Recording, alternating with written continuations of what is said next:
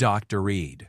Emma Rodriguez had always believed her biggest problem was paying rent on her tiny studio apartment in downtown Seattle. At 25, she worked 3 jobs just to survive: mornings at the coffee shop, afternoons cleaning office buildings, and evenings waitressing at a diner that smelled permanently of grease and broken dreams. Her parents had died in a car accident when she was 18, leaving her with nothing but debt and a fierce determination to make it on her own. She never imagined that her life would change forever on a rainy Tuesday night in October. Emma was walking home from her waitressing shift, her feet aching in worn sneakers, when she noticed the man following her. At first, she thought it was coincidence. The streets of Capitol Hill were busy even at midnight. But after 3 blocks, she was certain. Tall, dressed in an expensive black coat, moving with an unnatural grace that made her skin crawl. She ducked into an alley hoping to lose him, but found herself trapped.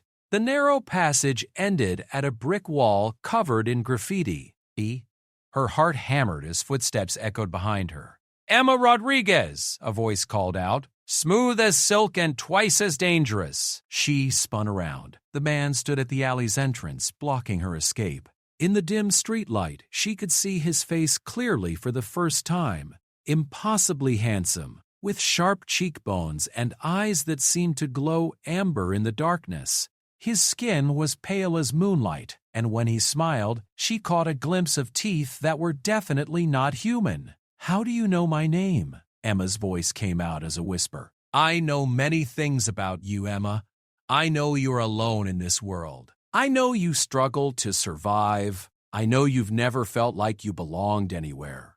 He stepped closer, and she pressed her back against the cold brick wall. "I also know you have something very special inside you.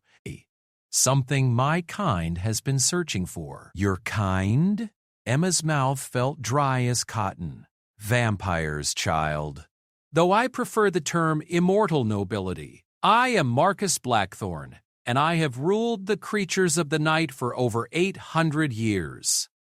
Emma wanted to laugh, to tell him he was crazy, but something in those glowing eyes stopped her, something ancient and terrifying and completely real.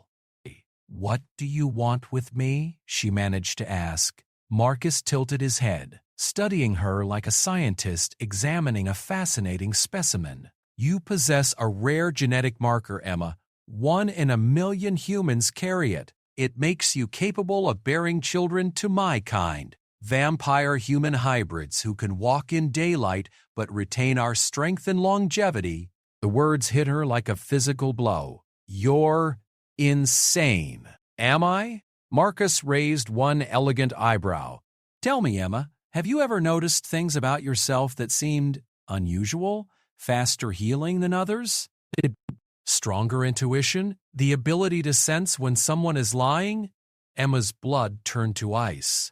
She had noticed those things. When she'd broken her wrist at 16, it had healed in half the expected time. She always seemed to know when her bosses were hiding something, and sometimes, just sometimes, she could swear she heard people's thoughts. "That's impossible," she breathed. "Your grandmother was Elena Vasquez, was she not? Born in Romania in 1923, Marcus continued as if she hadn't spoken. "She fled to America during World War II, carrying a secret she never shared. She was descended from humans who had been blessed by my kind centuries ago. The genetic gift skipped your mother, but manifested in you." Emma's legs felt weak. Her grandmother, Elena, had died when Emma was 12, but she remembered the old woman's strange stories about the homeland, about creatures that ruled the night. Stories everyone dismissed as folklore. "This is crazy. This is all crazy." Emma tried to push past him, but Marcus caught her wrist effortlessly. His skin was cold as marble. "I'm not here to hurt you, Emma. Quite the opposite." His voice became almost gentle. "I'm here to offer you everything you've ever wanted. Wealth beyond measure. A home where you'll never want for anything. Protection from all the hardships of mortal life. In exchange for what? Being your breeding stock?" The words came out bitter and angry. Marcus's expression darkened. "In exchange for giving me a child. one child, Emma. And in return, you'll become part of something greater than you can imagine. And if I refuse, then you'll continue your current existence, working 3 jobs, barely surviving, growing old, and dying forgotten. Marcus released her wrist and stepped back. But you won't refuse, Emma, because deep down, you've always known you were meant for something more than this. Emma rubbed her wrist where he'd touched her. She wanted to run, to scream, to wake up from this nightmare. But Marcus was right about one thing. She had always felt different, out of place in the ordinary world. I need time to think, she said finally. Of course, but not too much time. Marcus reached into his coat and pulled out an elegant black card with silver lettering. This is the address of my estate. When you're ready to accept your destiny, come to me. But know this, Emma, this offer expires in 7 days. After that, I'll find another. Before Emma could respond, Marcus turned and walked away, not the hurried pace of a normal person, but with that same unnatural grace. Within seconds, he had vanished into the shadows, as if he'd never been there at all. Emma stood alone in the alley, staring at the card in her trembling hand. The address was for a mansion in the exclusive Highlands neighborhood, where houses sold for millions. She'd delivered catering to parties there before. A world so far removed from her own it might as well have been another planet. She walked home in a daze, her mind reeling. Everything Marcus had said about her grandmother, about her unusual abilities, about feeling like an outsider, it all rang true in a way that terrified her. Back in her tiny apartment, Emma sat on her second-hand couch and stared at the black card until dawn. She called in sick to all 3 jobs, something she'd never done before. She spent the day researching everything she could find, about vampires, about genetic markers, about her grandmother's family history. The internet was full of ridiculous stories and fantasy novels, but buried deep in genealogy sites and historical records, she found fragments that made her blood run cold. References to the Vasquez family in Romanian villages, stories of children born with unusual abilities, reports of families that seemed to live longer than normal before disappearing without explanation. By evening, Emma's worldview had completely crumbled. Everything she thought she knew about reality, about herself, about her place in the world, was wrong.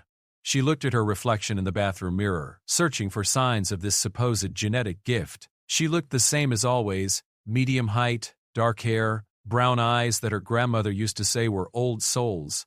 But now she wondered what Marcus saw when he looked at her. What made her so special that an 800-year-old vampire would seek her out? That night, Emma barely slept. She kept thinking about Marcus's offer. Wealth, protection, a purpose bigger than herself. All she had to do was give him a child. The thought made her sick, but it also made her curious. What would such a child be like? What kind of future would it have? And what would happen to her afterward? For 6 days, Emma went through the motions of her normal life while these questions consumed her. She served coffee to business executives who barely looked at her. She cleaned offices for companies that would replace her without a second thought. She waited tables for customers who saw her as invisible. On the 7th day, she made her decision. Emma dressed in her only nice outfit, a black dress she'd worn to job interviews, and took 3 buses to reach the Highlands. The mansion stood behind massive iron gates, a Gothic masterpiece that looked like it belonged in a European fairy tale. She pressed the intercom button with a shaking finger. "Emma," Marcus's voice came through the speaker immediately, as if he'd been waiting.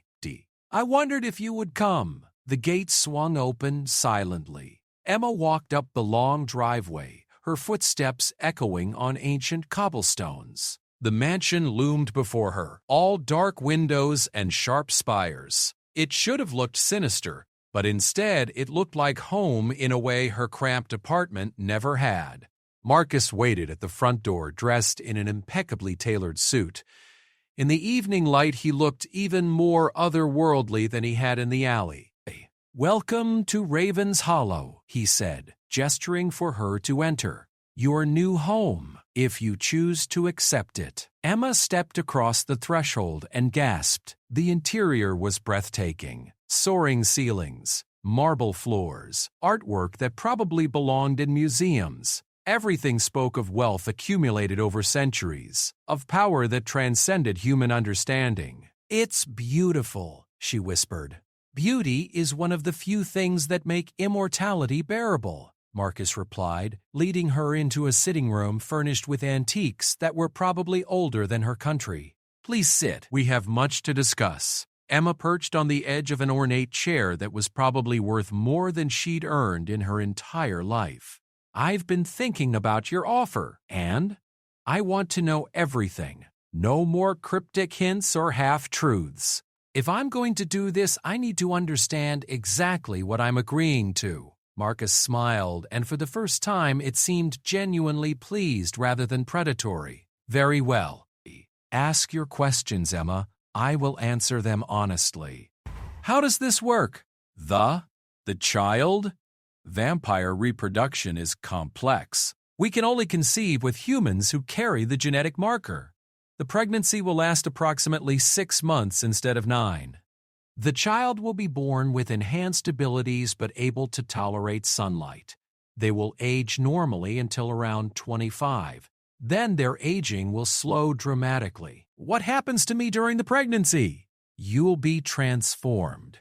Not into a full vampire, but into something between human and immortal. You'll gain our strengths without losing your humanity entirely. Enhanced speed, strength, healing, vastly extended lifespan. You'll still need food and sleep, but much less than before."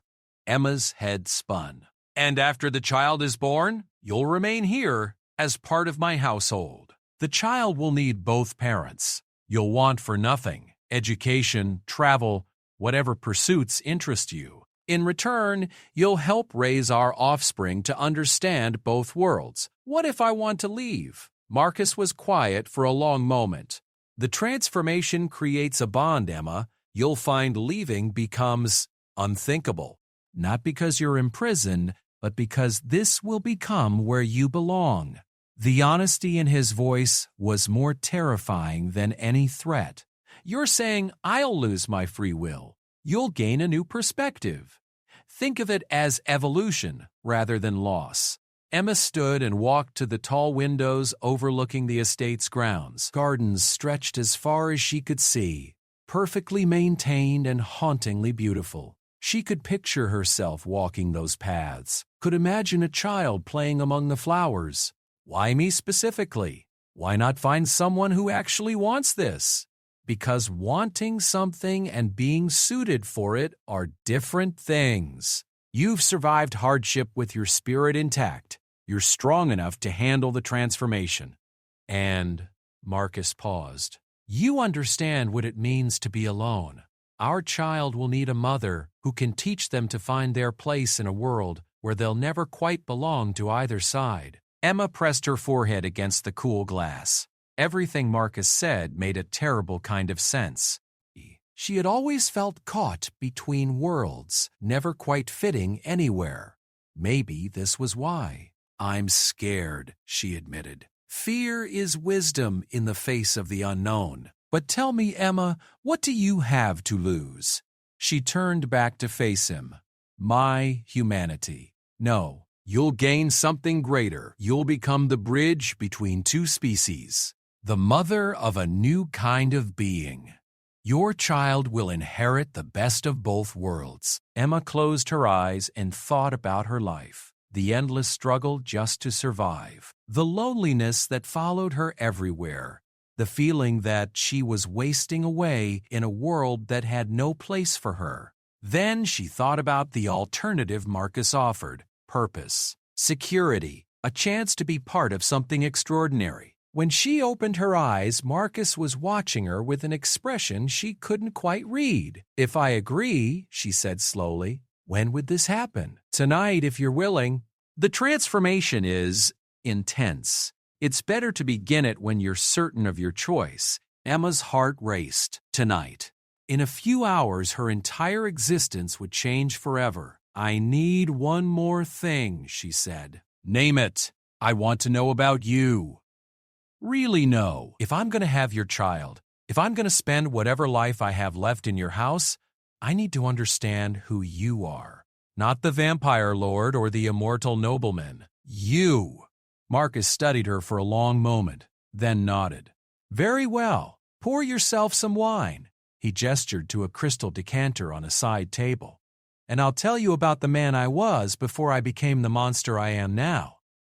Emma poured the wine with trembling hands. She settled back into the ornate chair and waited. I was born Marcus Thornfield in the year 1223, in what is now northern England, he began, his voice taking on a different quality, older and sadder. The youngest son of a minor noble family. I was meant for the church, but I had other ideas. I wanted adventure, glory, a chance to make my own fortune. As Marcus spoke, Emma found herself drawn into his story. He told her about joining the Crusades as a young man, about battles in foreign lands, and the gradual loss of his faith in both God and humanity. He described the night he'd been attacked by something he'd thought was just another enemy soldier, only to wake 3 days later with an insatiable thirst for blood. I spent the first century as a monster in truth, he admitted, killing without thought, taking what I wanted because I could. It wasn't until I met others of my kind, learned there could be rules and purpose to our existence, that I began to change. What made you want a child? Emma asked. Marcus was quiet for so long she thought he wouldn't answer. When he finally spoke, his voice was barely above a whisper. 800 years of existence, Emma. 800 years of watching the world change around me while I remained the same. I've built empires and watched them fall. I've loved mortal women who aged and died while I stayed young. I've accumulated wealth and power beyond measure, but none of it means anything without someone to share it with. Someone who could truly understand what I am. You want an heir. I want a family. I want to create something that will outlast me. A legacy that isn't built on blood and conquest. Emma sipped her wine and considered his words. There was loneliness in his voice that matched her own, a deep ache she recognized all too well. What happens if our child doesn't want this life? What if they reject what they are? Then they'll find their own path. Unlike me, they'll have choices I never had. The clock on the mantel chimed midnight. Emma realized she'd been talking with Marcus for hours, and it felt like minutes. There was something about him that drew her in, made her want to understand him better. I think, she said carefully, I'm ready to say yes. Marcus went very still.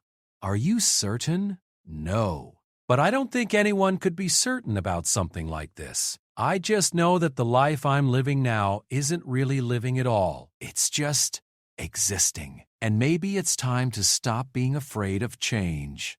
Marcus rose from his chair with that fluid grace and extended his hand to her. Then come, Emma Rodriguez. Let me show you what forever looks like. Emma set down her wineglass and took his cold hand. As their fingers intertwined, she felt something electric pass between them. Not love, not yet, but the beginning of a bond that would define the rest of her existence. Will it hurt? She asked as he led her toward the stairs. Yes. But you're stronger than you know. They climbed the grand staircase together, Emma's heart pounding with each step. At the top, Marcus paused before an ornate door. Beyond this point, there's no going back, he warned. Are you absolutely certain this is what you want? Emma thought about her tiny apartment, her 3 dead-end jobs, her empty future stretching out like a desert. Then she looked into Marcus's ancient eyes and saw something that had been missing from her life for as long as she could remember. Possibility. I'm certain, she said, and meant it. Marcus opened the door and led her into the darkness beyond. Emma woke to a world transformed. Everything was sharper, clearer, more vivid than it had ever been before. She could hear conversations happening 3 floors below, smell the rain that had started falling an hour ago, feel the individual threads in the silk sheets beneath her fingers. The bedroom she found herself in was nothing like her cramped studio apartment. Tall windows let in moonlight that painted everything silver. Antique furniture that probably cost more than she'd earned in her lifetime filled the space with elegant beauty. And in the corner, watching her with those amber eyes, sat Marcus.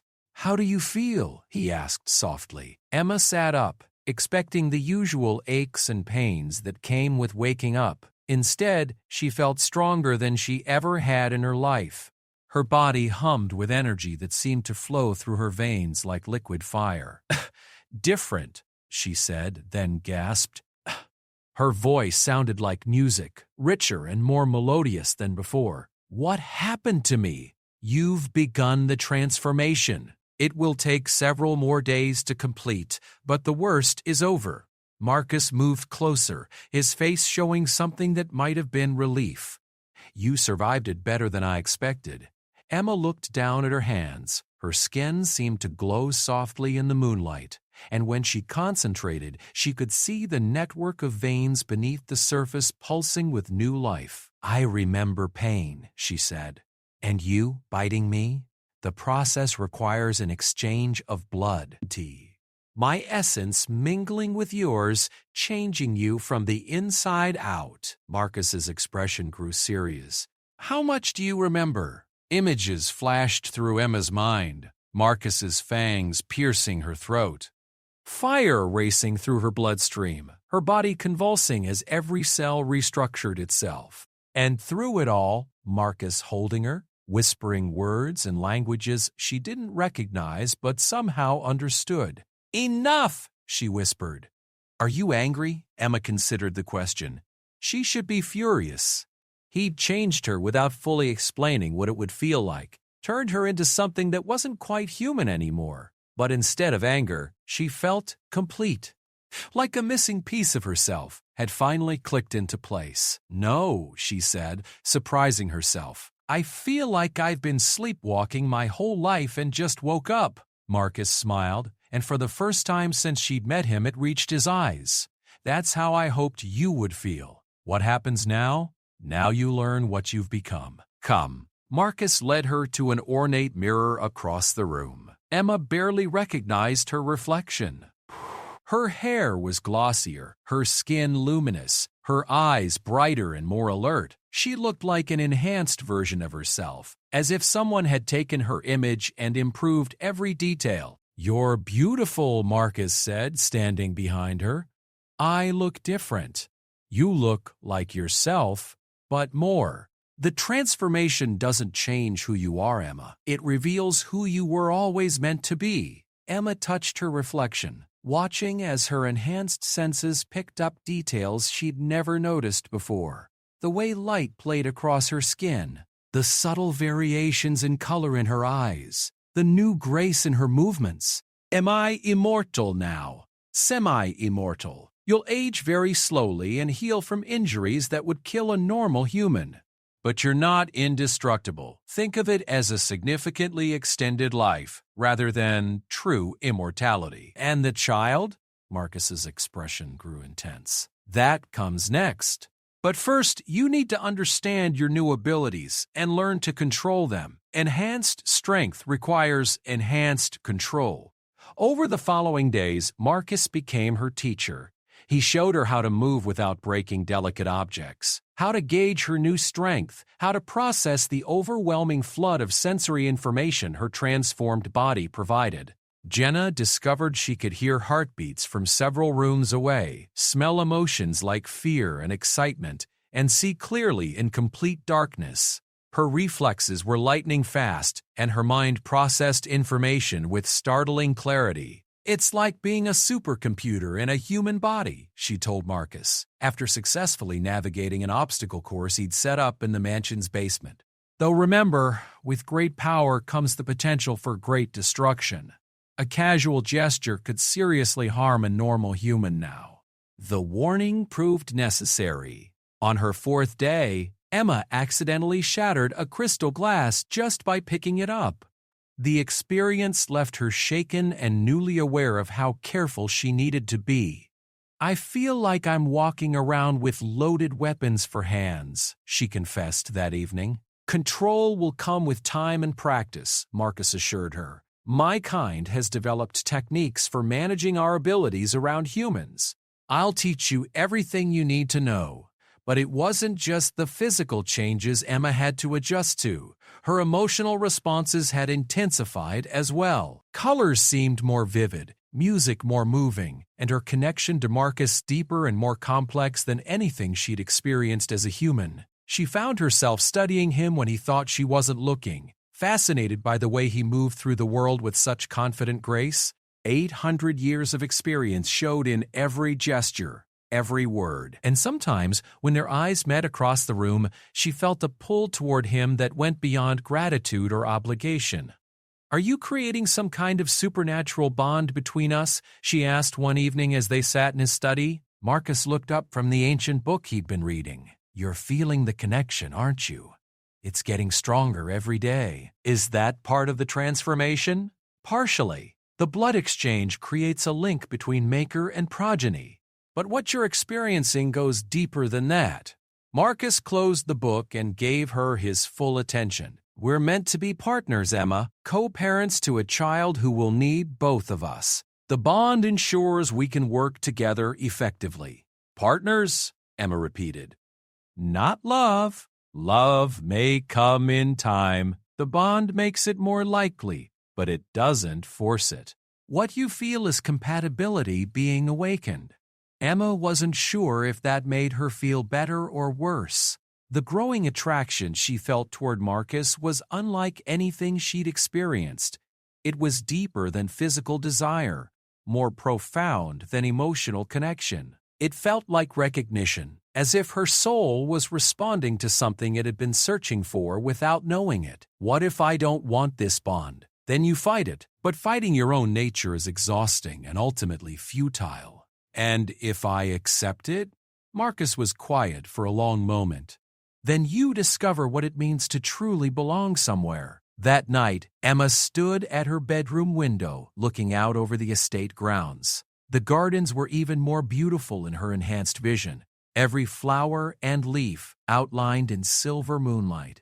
She could see deer grazing near the forest edge, could hear owls calling to each other in the darkness. This place was becoming home in a way nowhere ever had before. Not just because of its beauty or luxury, but because it felt right, like she'd been searching for it her whole life without realizing it. A soft knock at her door interrupted her thoughts. "Come in," she called, knowing it was Marcus before he spoke. "How are you feeling tonight?" he asked, joining her at the window.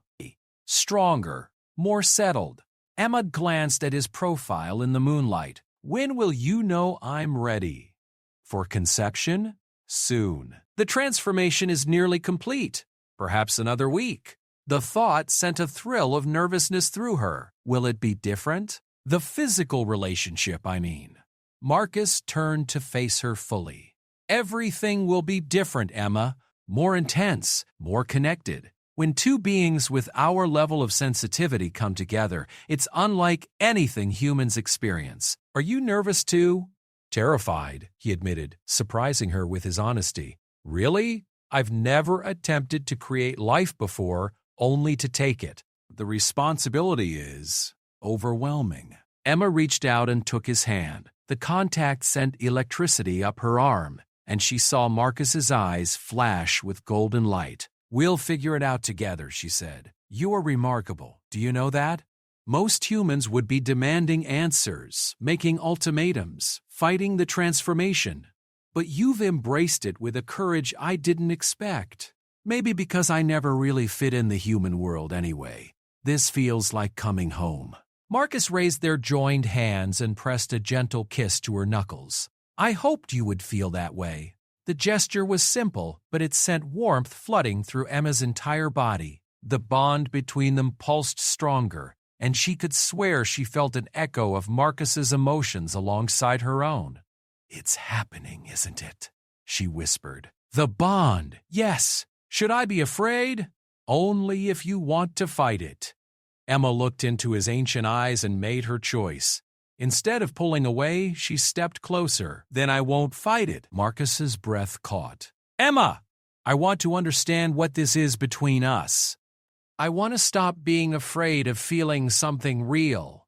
Very slowly, Marcus lifted his free hand to cup her cheek. His touch was gentle despite the strength she knew he possessed. Are you certain? Once we begin down this path, I'm tired of uncertainty. I'm tired of being alone. Emma leaned into his touch. Show me what forever feels like.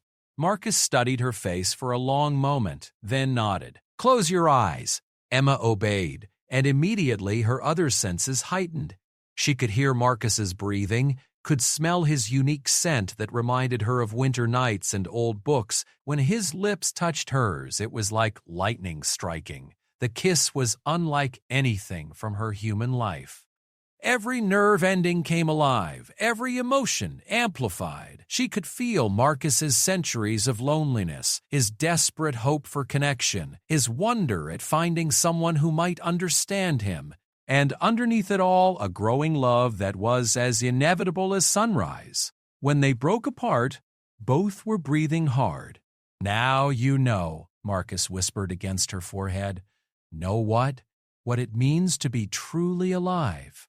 Emma opened her eyes and saw her own wonder reflected in his gaze. The bond between them was no longer growing. It was complete. They were connected now in ways that transcended the physical, partners in the truest sense. When? She asked. Soon. When you're ready to take the final step.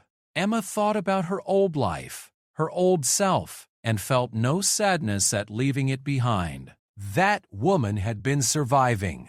This woman was about to start living. I'm ready now, she said. Marcus's eyes widened. Emma, you don't understand what you're asking. Creating new life isn't just physical. It's magical, spiritual. It will change you even more than the transformation did. Then change me. I want to become everything I'm meant to be. Marcus searched her face one more time, then smiled with genuine joy. Then come with me, Emma Rodriguez. Let me show you what it means to create a miracle. He led her deeper into the mansion, to rooms she'd never seen before.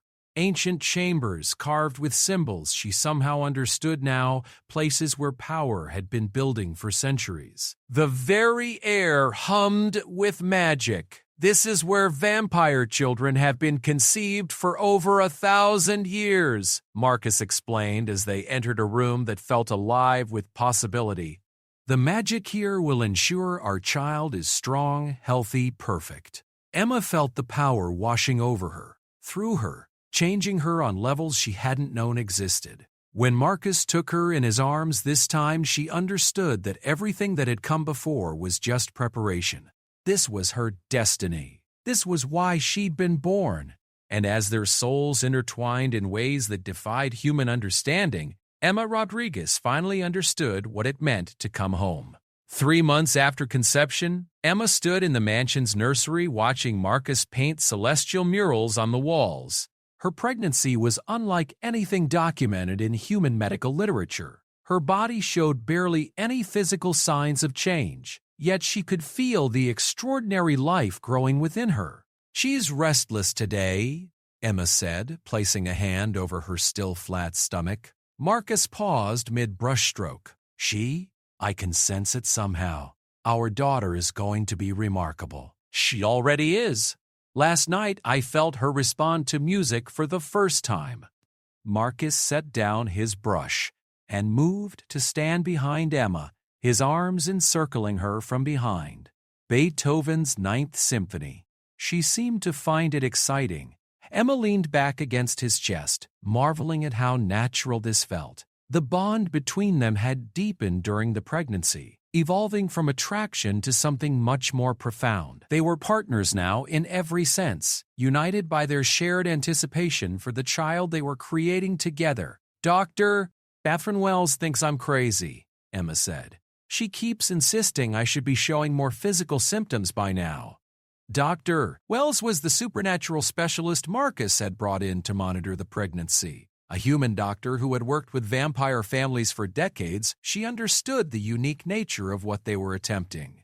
Catherine worries because she cares. Hybrid pregnancies are still largely unknown territory even for her. Emma turned in his arms. Are you worried? Every day. But not about the pregnancy itself, about what comes after. Marcus's expression grew serious. This child will be the first of her kind, Emma. She'll face challenges neither of us can fully prepare her for. She'll also have advantages neither of us had. Two parents who love her, resources, knowledge, and the strength of both our bloodlines. She'll be caught between worlds. Too vampire for humans to accept, too human for vampires to trust. Emma cupped his face in her hands. Then we'll make sure she's strong enough to create her own world. That evening, as they dined in the mansion's formal dining room, Marcus brought up something that had been on both their minds. We need to discuss names, he said, cutting into his steak with the precise movements of someone who had perfected every gesture over centuries. I've been thinking about that. Something that honors both sides of her heritage. I was hoping you'd say that. I have a suggestion. Emma raised an eyebrow. Let me guess. Something ancient and imposing? Marcus laughed, a sound that still surprised Emma with its warmth. Actually, something much simpler. Sophia. Sophia, Emma repeated, testing the name. Wisdom. It seemed appropriate for a child who will need to navigate between two species, but the middle name should be yours to choose. Emma considered for a moment. Sophia Elena Rodriguez Blackthorne, after my grandmother, the woman who carried our genetic legacy forward. Perfect. Marcus reached across the table to take her hand. Our daughter will have a name that speaks to both her past and her future. As the pregnancy progressed, Emma discovered that carrying a hybrid child came with unexpected benefits. Her already enhanced abilities grew stronger. She could communicate telepathically with Marcus when they concentrated, could sense the emotions of everyone in the mansion, and found herself having prophetic dreams about their daughter's future. She's going to be beautiful, Emma told Marcus one night after a particularly vivid dream. Dark hair like mine, but with these incredible amber eyes like yours that seem to shift color depending on her mood. What else did you see? She's confident, fearless, but also compassionate. She has your strength and my empathy. Emma paused. Marcus, I think she's going to be important, not just to us, but to both our species. Marcus was quiet for a long time. I felt that too. There's something about this child, about what she represents. She could be the bridge that finally brings peace between vampires and humans. No pressure there, Emma said dryly, then grew serious again. What if she doesn't want that responsibility? Then she'll choose her own path. But I suspect she'll embrace her role when the time comes. As Emma entered her final trimester, the mansion filled with activity. Marcus brought in specialists from around the world, vampire healers who knew ancient blood magic, human doctors experienced with unusual pregnancies, and wise women who understood the mystical aspects of creating new life. Dr. Wells moved into the mansion during the final month, monitoring both Emma and the baby around the clock. Her vital signs are extraordinary, she told them during a late-night checkup. Both of you are showing readings I've never seen before. It's like your bodies are preparing for something unprecedented. Is that good or bad? Emma asked. It's fascinating. This child is going to rewrite everything we think we know about vampire-human genetics. The labor began at sunset on a cool October evening, exactly 6 months after conception. Emma felt the first contraction as she and Marcus walked through the gardens, and immediately knew this would be unlike any human birth. It's time, she told Marcus, gripping his arm as another wave of sensation rolled through her. Within minutes, the mansion transformed into a birthing sanctuary. Dr. Wells and her team prepared the master bedroom while vampire healers lit candles and began chanting in ancient languages. The very air seemed to thicken with anticipation. How are you feeling? Marcus asked, as he helped Emma into the specially prepared room. Like I'm about to bring magic into the world, Emma replied. and meant it. Despite the intensity of the labor, she felt energized rather than drained. Her hybrid physiology was handling the process with remarkable efficiency. "The child is eager to be born," said Elara, an ancient vampire healer who had assisted with supernatural births for over 1,000 years. "I can feel her life force from here. She's strong." The labor progressed rapidly. Emma's enhanced healing abilities meant she felt sensation without true pain, and her connection to Marcus allowed him to share both her experience and his strength. "I can see her," Dr. Wells announced suddenly. "Emma, your daughter is about to enter the world." With one final surge of effort, Sofia Elena Rodriguez Blackthorne was born into a world that had been waiting for her without knowing it. The first thing Emma noticed was the silence. For a moment that lasted an eternity, the baby didn't cry. Then Sofia opened her eyes, brilliant amber just as Emma had dreamed, and looked around the room with an awareness that belonged to someone far older than a newborn. "She's perfect," Marcus whispered, tears streaming down his face as he held his daughter for the first time. And she was.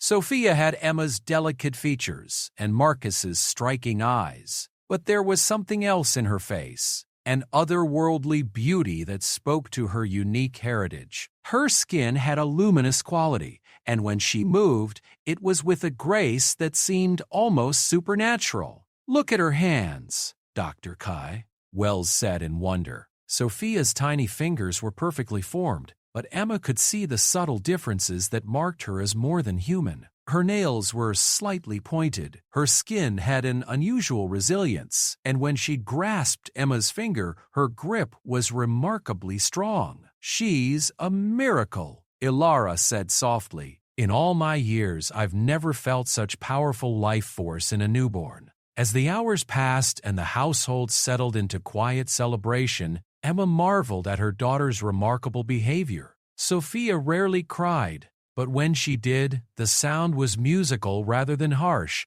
She seemed to recognize both Emma and Marcus immediately, responding to their voices with alert attention.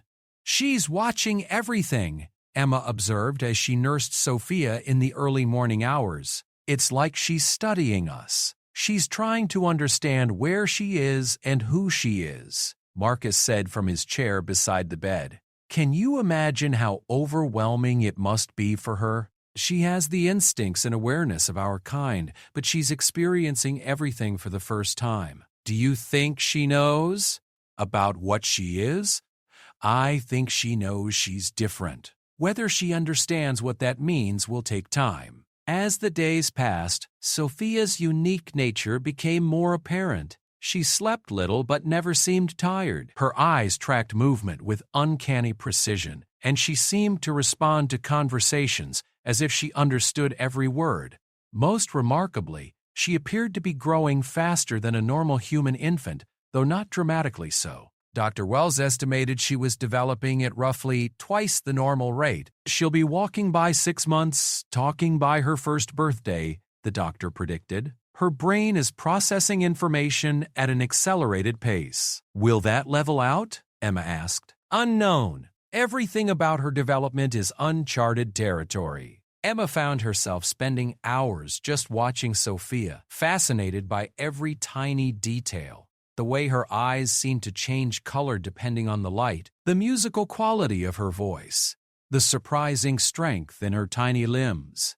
"She's going to be extraordinary," Emma told Marcus one evening as they watched Sofia sleep in her ornate crib. "She already is, but I worry about what that means for her future." "Why?" Marcus was quiet for a long moment. "Extraordinary beings rarely get to live ordinary lives, Emma. She'll face expectations, challenges, perhaps even dangers that normal children never encounter. Then we'll prepare her. We'll make sure she's strong enough to handle whatever comes. And what if what comes is a choice between the vampire world and the human world? What if she's forced to choose sides?" Emma considered this. It was a possibility that had haunted her thoughts since learning about Sophia's unique heritage. "Then we'll teach her that she doesn't have to choose sides. We'll teach her to be proud of what she is. All of what she is. Marcus smiled. You're going to be an amazing mother. We're going to be amazing parents, Emma corrected. As Sophia neared her 1-month birthday, Emma began noticing changes in herself as well. The bond she'd formed with Marcus during pregnancy was extending to include their daughter. She could sense Sophia's needs before the baby even expressed them, could feel her contentment or discomfort as if it were her own. Is this normal? She asked Marcus. This connection I have with her? It's the blood bond. You share vampire essence now, all three of us. It creates a family connection that's deeper than anything humans experience. Can you feel it too? Every moment. Her joy, her curiosity, her complete trust in us. Marcus's expression grew soft. It's the most beautiful thing I've experienced in 800 years of existence. Emma understood exactly what he meant. The love she felt for Sophia was unlike anything she'd ever experienced. Fierce, protective, and absolutely unconditional. Combined with the bond she shared with Marcus, she felt more complete than she'd ever imagined possible. I have something to tell you, Emma said one evening, as they sat together watching Sophia practice grasping objects with her tiny hands. What is it? I'm happy. Truly, completely happy. For the first time in my life. Marcus turned to study her face. No regrets? None. Even if I'd known everything that would happen, I would have made the same choice. Emma leaned against his shoulder. This is where I belong. With you, with her, in this life we're building together. I love you, Marcus said quietly. I know the bond influenced our feelings, but this goes beyond that now. I love who you are, who you've become, who we are together. I love you too, Emma replied, meaning it completely. All of you, the vampire, the man, the father you're becoming. That night, as Emma fed Sophia in the moonlit nursery, she thought about the future. There would be challenges ahead. She was certain of that. Questions about Sophia's nature, decisions about her education and upbringing, perhaps even conflicts with those who might see her as a threat to the established order. But there would also be wonders, watching Sophia discover her abilities, teaching her to navigate both worlds she belonged to. Seeing what kind of person she would become with the advantages of both human heart and vampire strength. Your mama was just a lonely waitress 6 months ago, Emma whispered to her nursing daughter, and now look at us. We're part of something magical. Sophia's amber eyes fixed on Emma's face with that unsettling awareness, and Emma could swear she saw understanding there. You're going to change everything, aren't you, little one? You're going to show the world that different doesn't mean dangerous, that love really can bridge any gap. As if in response, Sophia reached up with one tiny hand and touched Emma's face. The gesture was so gentle, so deliberately affectionate, that Emma's eyes filled with tears. I promise you, Emma said softly, whatever challenges come, whatever choices you have to make, you'll never face them alone. Your father and I will be right beside you, every step of the way. Outside, dawn was beginning to break over the estate. Soon the household would wake and another day would begin. But for now, in the quiet of the nursery, Emma held her impossible daughter and marveled at the life she'd chosen. She was no longer the cast-off human who had struggled just to survive. She was Emma Rodriguez Blackthorne, mother to a child who would reshape the world, partner to a man who had waited 8 centuries to find love, and guardian of a future that held infinite possibilities. The vampire monarch had asked for a child, and she had given him so much more. She had given him a family, a future, and a hope that even the darkness could give birth to light. And as Sophia drifted off to sleep in her arms, Emma knew that this was just the beginning of their extraordinary story.